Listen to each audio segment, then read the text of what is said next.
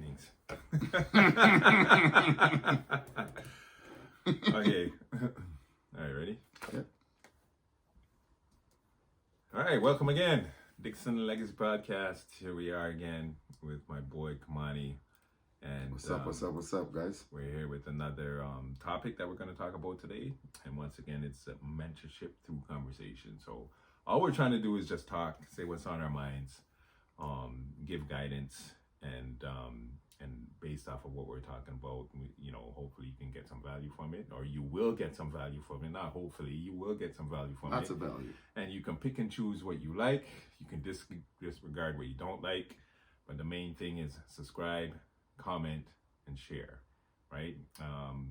You can like it or not like it, but the key thing for us is with the comments, we can we'll read every comment, and then we'll incorporate that in future shows. That's the key for us, right? The more information we get, we can, off of our experiences, we're going to have new guests on the show off of their experiences, right? That's the way we learn. We learn from being a community and from learning from everybody's experiences. So absolutely, stay with us as we sort of dive into our next topic. So this topic we're going to talk about today is passion. What does passion mean to you? Passion. When we think about passion, we think usually it's a sexual thing, right? Mm-hmm. I have passion. But when you look at any of the greats, and that's great as well, but when you look at any of the great athletes, you look at any of the great politicians, right, that's out there, anyone that's great, millionaires, whatnot, they had a passion and they had a drive to connect to where they wanted to go to. So that's the passion that we're talking about today, mm-hmm. all right? So we want to make sure that, we differentiate which passion we're talking about, and it's literally for your craft. So for instance, I always knew I loved to cook. I was into the arts, right? Love classical music. I love music as a whole. I love to cook, right? I love visual arts, painting, right? And, I had a guidance counselor come to me, but I kind of fluffed it off, right? Okay. You have parents that are just like, what are you going to do with painting, right? My principal told my mom to put me in an art school because that was going to excel me to where I wanted to go. Because literally, not a stupid guy, right? Yeah. But the way I think is more on the creative side, right? So good on your principal to even see that. Right? He realized that right away, right? Yeah. Left-handed, right? Naturally left-handed. Mm-hmm. So obviously you're more guided to, using your right side of the brain. Mm-hmm. And he told my parents, but my mom kind of, fluffed it off, being in Canada, don't really understand what's happening. No, you need to go to school and be good at, math, this and that. Well, not every kid's good at math. Let's face it. Not every kid's good at painting. That's correct. Right? So that's what we're talking about, passion, and how you can find it and where you can go. So when we talk about this, we want to make sure that you have the connection right away and you're not in the state of limbo where you're kind of trying to figure out what you're doing after high school. And that's where it usually begins. After high school, you're trying to figure out your next move. Are you going to post-secondary? Mm-hmm. Are you going to work? Are you going to go into a trade?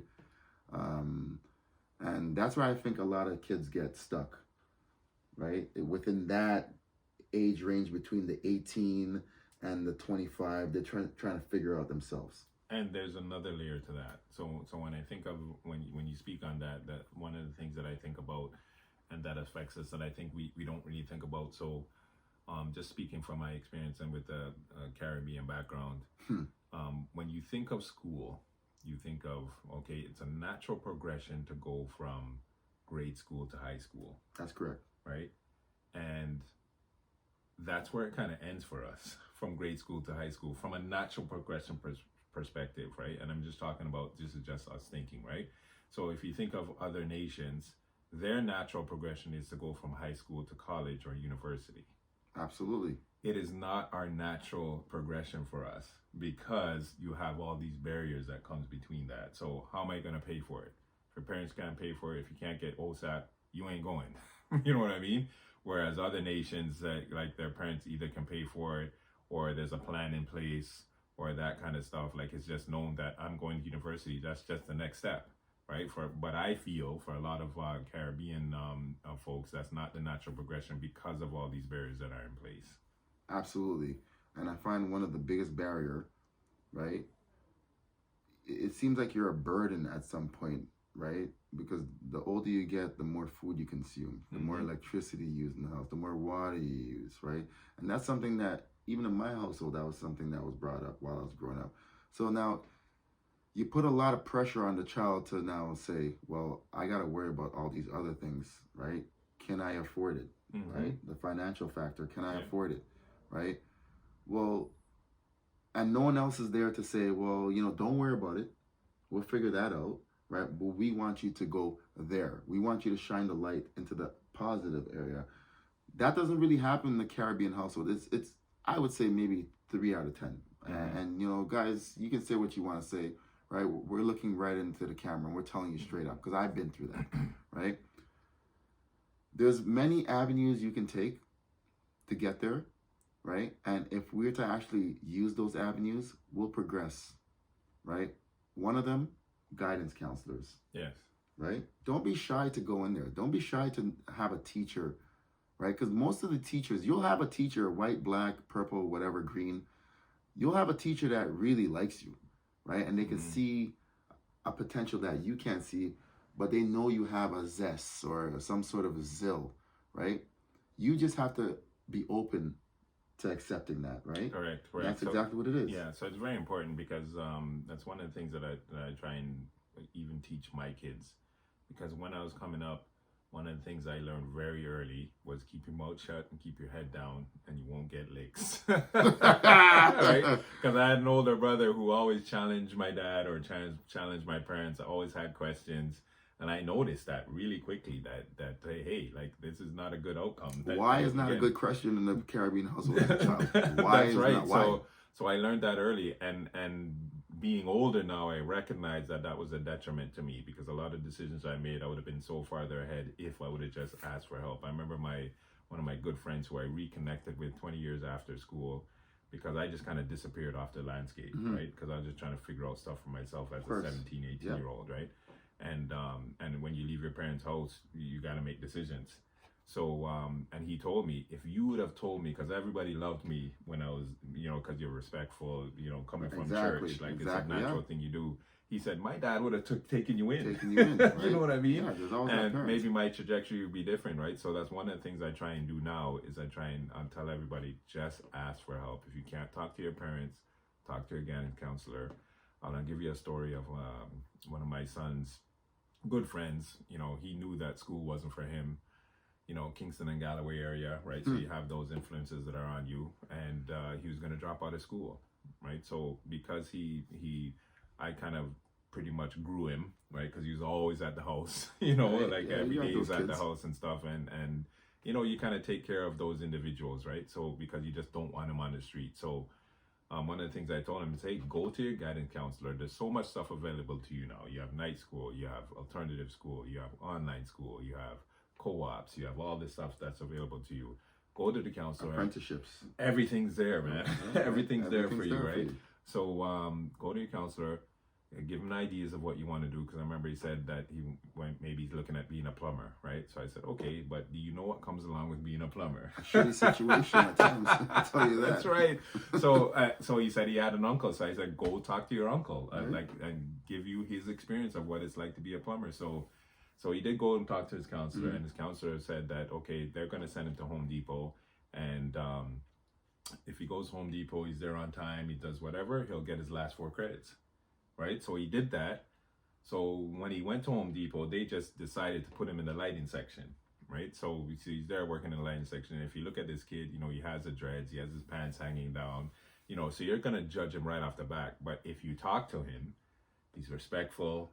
You would never know that he doesn't drink. Right. You know what I mean? Like all that kind of stuff, because you judge people from how they look. So this electrician comes in, has a conversation with him. He helps him. He just loves the way he spoke, and boom, now all of a sudden he's an apprentice.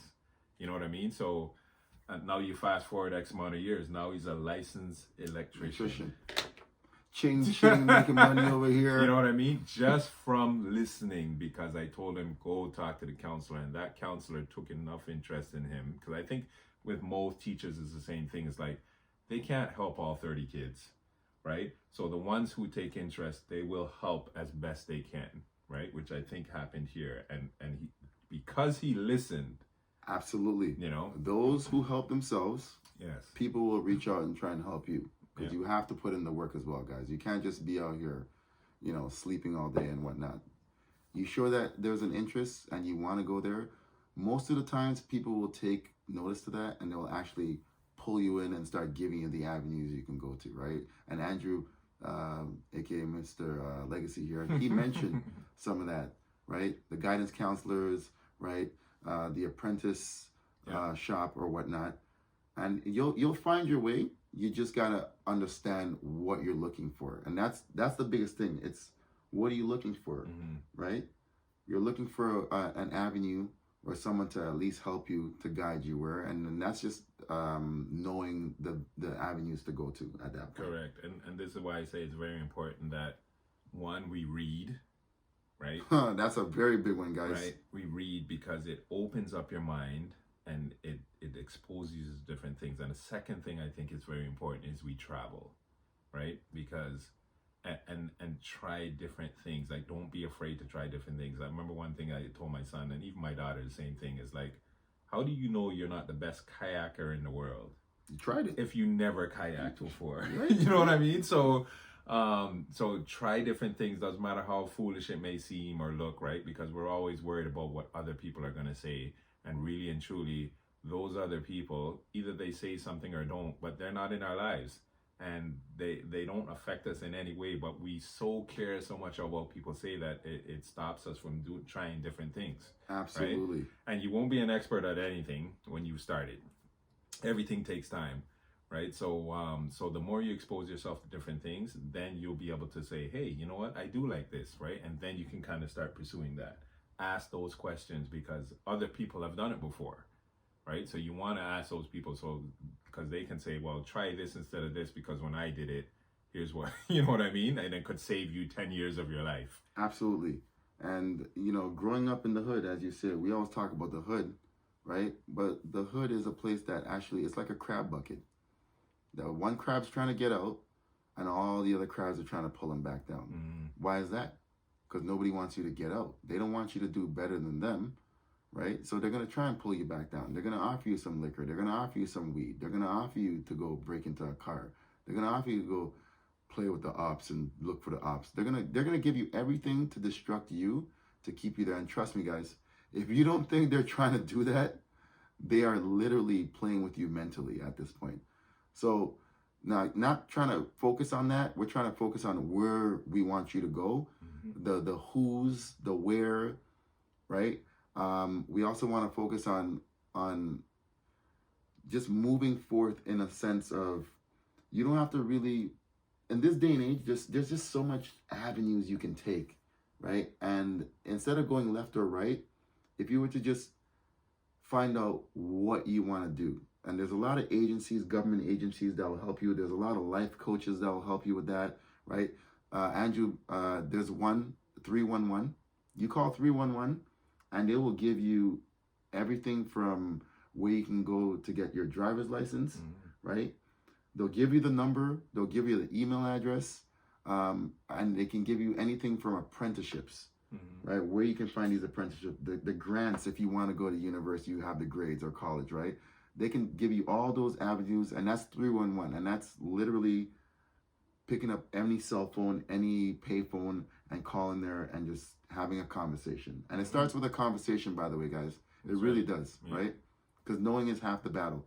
The traveling, Andrew said, I know how to say maybe hello in maybe 12 languages, right? And that's just because I traveled, right? Being in the hood, growing up in the hood, my mom was smart enough, strong, black woman. I love you, Mom. She was very adamant about the biggest book you'll ever have. She said the Bible, right? And also your passport. Right. Guys, you don't know how valid a passport is when you travel and you're going to the DR or you're going to Cuba or you're in Iceland. and you're seeing the way people are living, and you're just like, man, I'm the only brother in Iceland right now, and you're flexing heavy out there. Why? You're opening up your whole life to just your vision on, you know, what is going on in the world, right? So when you come back now and you start telling the stories, I'll tell you a story quickly. I had traveled over to Mexico and had the best time of my life. I come back and my buddy, he was just like, where'd you go this time? And I said, oh, I went to Mexico. He's like, what'd you do there? Eat burritos? Okay. And I'm just like looking at him like, that's the only thing that's in Mexico I'm gonna go do, just eat burritos? You're not gonna go see the pyramids? He's like, there's pyramids in Mexico? Bro, you gotta read out here, man. Come on, right, guys? So let's, you know, that's one of the things we want to do is just open your mind to where we want to go. And you were saying, you were talking to me earlier about it. A lot of companies, schools, they offer some sort of program. Yeah, so they call it EFAP or EAP, right? Which is it's a free service to a lot of companies. So a lot of times, either a parent, or you can ask your parent, or if you are a parent who work at your company, just ask. Do they have it? A lot of companies have it, right? So it's an employee assistance program. So some of them say employee family assistance program, but whatever way they sort of have it, a lot of companies have it. It's in your packages, you know, just like dental and everything else that you use. This is a piece that probably a bulk of the workforce don't use, but it's available to you. It's very, very available. You know what I mean? And they cover anything, finances, you name it, mental health, like even if you just need somebody to talk to, life coaches, all that kind of stuff, right? Family planning, anything like that. They cover the whole breadth of stuff. So you call that number and then they'll put you on, depending on what your circumstance is, to the right person to talk to, some sort of counselor. Absolutely. The one way I realized my passions was the arts, I'll be honest with you. When I was younger, and this is just about before 9/11, right? The whole thing, God bless those people's souls. I was trying to join the army. So I was doing all the training. There's a place at Young and Shepherd. I think it's 3500 or 3900. It's right at the corner of Young and Shepherd. Okay. And it's a government building, right? It's pretty much the military recruitment center. What I did was I started doing the running. I started doing the training. Okay. Then I finally did the interview. They give you an aptitude test. Now, aptitude test is to literally, it's scientifically proven. So they have all these doctors and all these, you know, professionals that will literally give you a chart, and then you just start. They ask you questions, just general questions. It's not anything rocket science or that whatnot. But after you come out of that, you get a score. So I found out that I was really into music. Okay. I was really into culinary, and I could have been a military police officer. Okay. Right. Okay.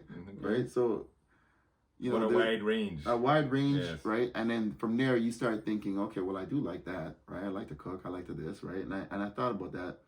And the other thing is procrastination. I procrastinated. I'm not gonna tell you. I'm not gonna tell you I didn't. I procrastinated. Once you find out these things and you go to the avenues that we're telling you to go to, don't procrastinate. The reason why you found that out is because it's scientifically proven. Don't procrastinate. Now start lining yourself with the people that actually have, you know, the ways, and now they're guiding you even further in and deeper and deeper. It's just like going on YouTube and you find one video that you like, and then you find yourself into a wormhole. That's right. Right? Yeah. And you're there for like 2-3 hours, right? That's literally what's gonna happen at that point. And then from there, it's gonna naturally, because now you're manifesting. Right, you're going towards that light. So that's where we want to take you guys today. And procrastination is one of the biggest things. So that's another topic we're going to dive in a different show. But procrastination is a big thing, and a lot of it is based in fear, right? So even when you think of us doing this show, I wanted to do this years ago. Even this headphones and these this microphone, because I went to Best Buy, they had it on sale. It must have been 3 years ago that I bought these. And they sat in the closet and I didn't use them, and I looked at them, researched, did my thing, got inspired, right, from speaking to somebody or seeing something, got inspired Yep. and say, yes, I'm going to do this. It's been 3 years and now I'm finally taking that step forward, right? It's fear. It's not knowing the technology. It's all this kind of stuff that comes along with it. And everything is really fear of the unknown. Because if I was comfortable with the technology, that one would have not been on the list, right? But you sort of add up all these fears, and that's what stops us from doing stuff. Absolutely. Right? And then you procrastinate, and then the biggest thing, because I know in researching just YouTube and how to get started and whatnot, all of them say the same thing. Don't worry about your equipment. Don't worry about how good you are, because you will get better over time. Just start, right? And I'm telling everybody, just start. Doesn't matter what it is, what you're talking about. You could insert anything in that before that. Just start. Just start. Yeah. Yeah, so let's just finish this off because we want to get to the cooking piece, which I think everybody's looking forward to. Yeah. So talking about passion, and you realized that cooking was your passion. When did you, so you said you realized it once you went to the to that recruitment. Did you know that before then? I did. Okay. So I grew up in a household where my dad did most of the cooking, Yeah. right? And I love being there. I love watching him, right? Being from Grenada, you know, we're used to spices and their aromas, and Yeah. right. So when I first came to Canada with my parents, there was a while that I didn't go to school because we just didn't have everything set up properly, like our legal side of things, right? Okay. So I was always left at home, right? And I had to fend for myself, right? Don't open the door, don't do this, right? But I was always cooking. As I got older, we would go swimming with my friends, right? And my parents actually gave me an allowance in food that I could cook, Okay. right? So my friends would come over after, you know, you go swimming or you play any sort of sport, you come home tired and hungry. Everyone's tired and hungry. So they come back to my house around maybe like the age of 12. I'd be going swimming and stuff like that. They come back, and my buddy be like, "What are you doing?" I'm like, "Bro, I'm just gonna whip up some fried chicken right now." Okay. Like, what? I was like, what are you talking about? Like only mothers do that. Yeah, only. What are you talking about? I'm like, yeah, you just give me the cayenne pepper, give me the oil, give me the this, give me that. We're gonna dice up some onions. And this is at 12. This is at age 12, Yeah, man. So around that time, and I was doing that even before that, maybe around 9. Yeah, because I remember cooking Sunday dinner like around 8 or 9. Right? You would have to grate the coconut or all that kind of stuff. You're doing your thing, right? So you got to be in the kitchen, so you kind of get an idea of what was going on, right? Maybe you weren't perfect at it, but you sort of understood. The first thing I cooked, I remember watching this show, Walk Can Cook. Okay. Yeah. And he made these curry eggs, man. Okay. I didn't know you had to sort of like roast the curry. Not a good thing. But you know, eventually you realize once you go, and that's another thing. Once you get there, try and get certification. So you want to be a chef, try and go to a school, right? Yeah. Go speak to many schools, George Brown, Liaison College, whatever school you want to go to. Get to a culinary school, look at what they're saying online about that school, and try and go talk to one of the recruiters and get there, right? And then just follow your passions, and then everything else you don't have to worry about, because most of those times when you go to those schools, they already have a restaurant or they have some sort of establishment that will actually get you a low end job going in there. And I say low end, I don't mean, you know, you're gonna be grating coconuts or whatnot, but you're gonna be on the braid, which is the line, right? The chef line, and you're gonna actually learn. And as you start gaining your confidence and your skill level, you start moving up one. Well, now you're making salads. Well, now you're gonna start cooking the steaks, right? Because guys, this is a process, and any sport, you know, the legacy right here. He's a coach, and he'll tell you there is a process to everything. You're not gonna learn everything overnight. I cook, and I don't know everything overnight. But one thing I do, which Andrew elaborated on, is the reading, the researching, right? If you're not a good reader, YouTube. Yeah. Right? If you don't know where to find it, ask a question. Ask someone that's in there, right? Go in a restaurant, ask a question. And if you have Amazon, you know, All the Amazon books you can all listen the to. Amazon books, guys. Right? You can listen to. Yeah, you got the audibles, right? Yes, so, yeah. Right. So yeah, there's so many different venues now. It's not like when we're back in the day, we literally had to go to the library and do the research, right? Or the encyclopedia. Or the encyclopedia or whatnot. We literally have this vast World Wide Web that we can actually get to. That's right. At the tip of our fingertips. And that's where it starts, right? Yeah. Just you opening your eyes and just kind of saying you want to go somewhere. And don't be afraid to go ask that chef. Don't be afraid. Bust in the room. Go to the restaurant and you know, like, people just don't do that. And what you'll find is that people who are good at their craft, they love to share it. They love to share it. They absolutely love it. Right? Because it's their passion. So if they're sharing their passion, it just bleeds out of them, right? Absolutely. I do that a lot at work. It's just I speak. And what I find is a lot of people come back and say, because you spoke, it's what led me to become a supervisor, to take that other step, to do whatever. So what I'm trying to do is I'm trying to practice what I preach, and I'm trying to follow my passion, right? Because my passion is just sort of inspiring, it's mentoring, it's that sort of stuff. So that's why even the stuff we do on Monday nights with our boys and girls through basketball, but we always start off with the mental part of things, right? And that, I think, is so, that is what I should be doing.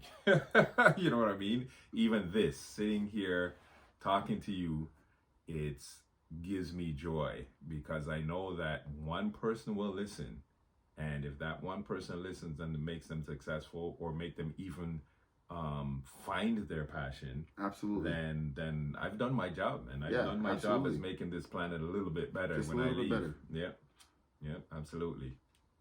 So at the end of the day, guys, these conversations it's honestly to make us grow as human beings, right? Mentors. And it's to obviously get the message out there that you're not the only one that's thinking this, right?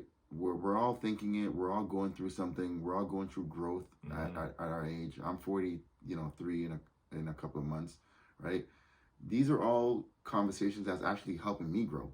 Because when I hook up with the legacy, right, I literally didn't know, and he just really tore me when he was like, "Listen, man, you want to go do something, you got to do this, this, and this." And, I did. Right? And it is what it is. And that's the way you got to live life. It is what it is. You're going to have variables against you and factors against you. But guess what? If you really want to do something, right, get better at your right hand, right, when you're dribbling the ball, right, run faster. You got to put in some sort of effort, right, at the end of the day. It does come down to you. It boils down to how you're built, right? And the people you do keep around you. Yes, that's absolutely. It, right? And even with that is pushing each other, right?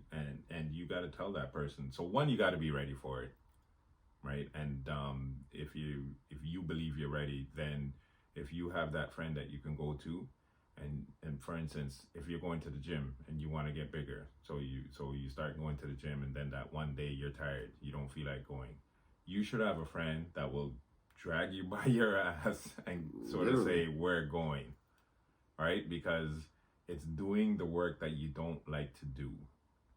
You have to love doing the work you don't like to do. Absolutely. And we talked about that earlier. Yeah, I think it's maybe a Tyson quote, but once you learn to love to do the things you don't like to do, then what you'll find is it just becomes a habit, and it's just something you do every day. And then by the time you blink and look back, you're 10 steps ahead. I think they say it takes 10,000 hours.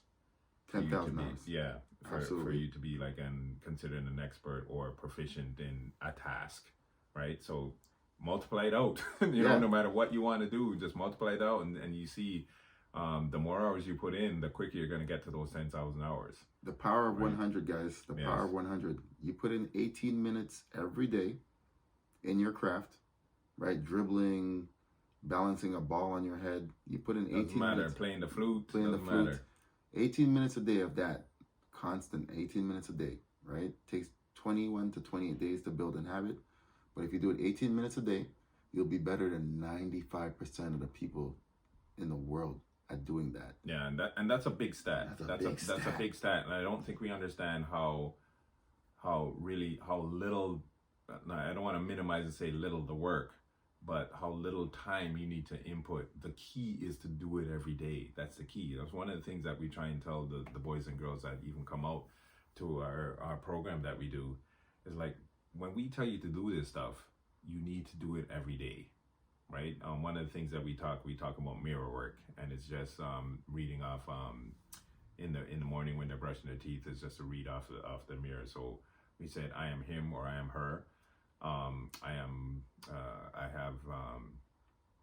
powerful, right? And I am capable. So it's just those three things. So we're going to slowly build on that, but just read those things every single day. And then what you're going to find is going to build the confidence, and the confidence is going to come in from within, not from everybody else saying, I like you, or get the likes or friends or whatever, but coming from within. So even if everybody says I don't like you, I'm going to like myself, because I'm saying these three things every single day. And it might seem like nothing and a small thing, absolutely, but it's going to start growing inside of you. You validate yourself first. Yes, absolutely. Once you validate yourself first, no one else can break you down, right? That's right. You're literally putting on a Teflon suit, mentally, spiritually, physically, and you're going out there in the world and you can conquer anything, right? So that's pretty much what these conversations are about. Yes. Guiding you and letting you know that you are special, right? No matter what you're doing, you are a special person on the face of this earth. You also have to put in that work to know that you are special and you want to do more. And once you know these things, the sky's the limit at the end of the day. That's right. Especially if you find your passion. Passion, if you guys. find your passion, you're not going to work every day. You're not humming and hawing that you have to go to work. You're doing what your passion is. So never think of your passion as how much money I can make from it.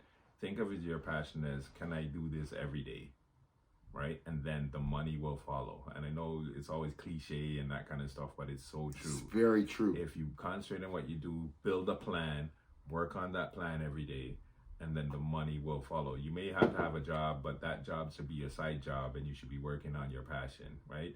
And even if you start off with that job because you need to make money, and your passion is your side hustle, you should be working on your side hustle until it becomes your main hustle. That's the key. That's very much the key to success. You want to be a good shooter, you got to put in at least 100 shots every day. What would you say?